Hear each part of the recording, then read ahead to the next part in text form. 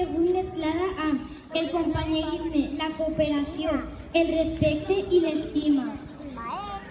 La nostra alegria i la nostra amistat s'han abraçat i han creat una nova emoció, l'alegristat. Us la regalem!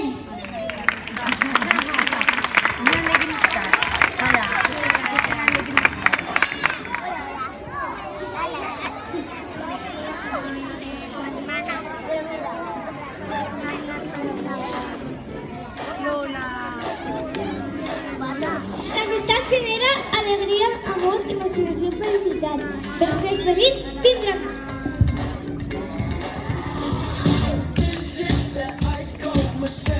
L'amistat és com el mar, es veu al principi però no al final.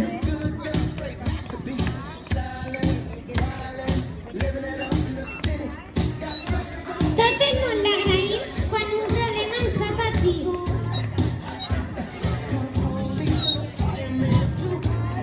Apareix quan dos o més persones s'estimen i ens agrada estar junts, transmet empatia.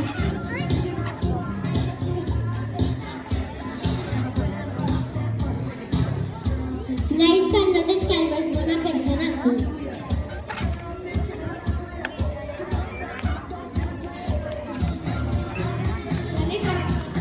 La confiança i la fidelitat fabriquen amistat. És una emoció que expressa els sentits de forma positiva.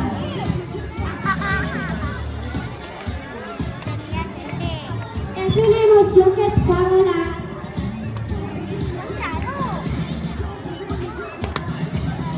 L'alegria és una emoció que et fa sentir-te especial.